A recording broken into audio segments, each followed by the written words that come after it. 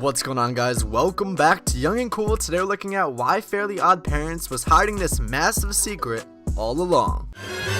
Odd parents, Fairly Odd Parents. Eventually when you have a kid with Fairly Odd Parents. Yeah, right. Fairly Odd Parents is a Nickelodeon TV show that we all know and love. I've been spending a lot of time trying to understand the purpose of the Fairly Odd Parents, aside from it being a funny show back in its heyday. During my research, if that's what you want to call it, I realized that the show taught me way more about life than I ever gave it credit for.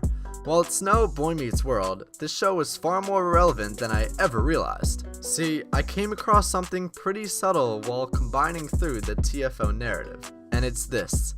You don't really grow up until you figure out how to properly deal with your problems. One thing that bothers me about TFO, and it probably bothers you too, is that Timmy Turner learns the same lesson every single week. This lesson is that you can't just wish your problems away. Every time you do so, you end up creating more and more problems. And even in a world where you get everything that you want, there are still rules, terms and conditions that will hold you back. Which brings me to the true purpose of the Fairly Odd Parents. It's not simply to give us a show where we can laugh at the misfortunes of a 10-year-old boy who has the world at his fingertips. It's to show us that the Fairly Godparents aren't really there to give Timmy whatever he wants. Instead, the whole point of giving Timmy fairy godparents is to teach him that he doesn't need them. In fact, the very first episode of the main show is about Timmy wishing that he was grown up, instead of just, well, growing up the normal way. In the pilot episode, Cosmo and Wanda say they wanted to help Timmy by granting him wishes, and I still think that's true, but the point is clearly to help Timmy understand that he doesn't really need magic to solve his problems.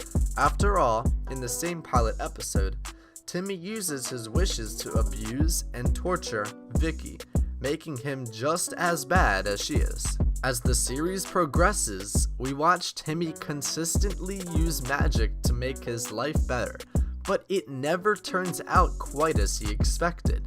And the show won't end, for real, until Timmy decides to figure out life on his own, rather than rely on magical godparents to preserve his childhood. To some of you, this may seem obvious. Of course, that's the point of the show, right? The fairies are just temporary companions meant to help Timmy with frankly temporary problems. It's no wonder then that this show doesn't occur when Timmy is going through puberty.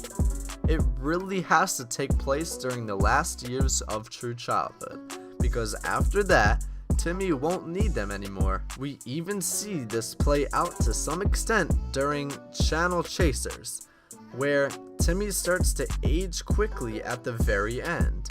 We see him as a teenager for the first time, and as the years progress, he forgets all about Cosmo and Wanda.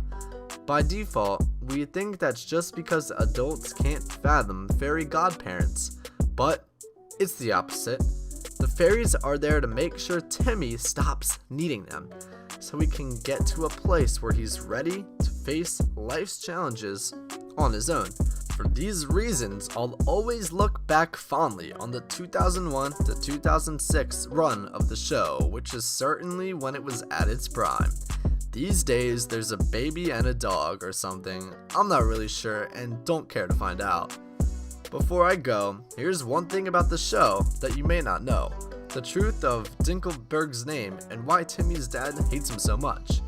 The Dinkelberg family name is a reference to DINK, which is an acronym for Dual Income, No Kids. Hence, the Dinkelbergs have an enormous amount of wealth that makes Timmy's dad so envious. Thank you guys so much for watching this episode. Make sure to hit that like button, subscribe, and click on that bell so you're notified whenever Young and Cool posts a new video. And I'll see you guys in the next video. Have a nice day.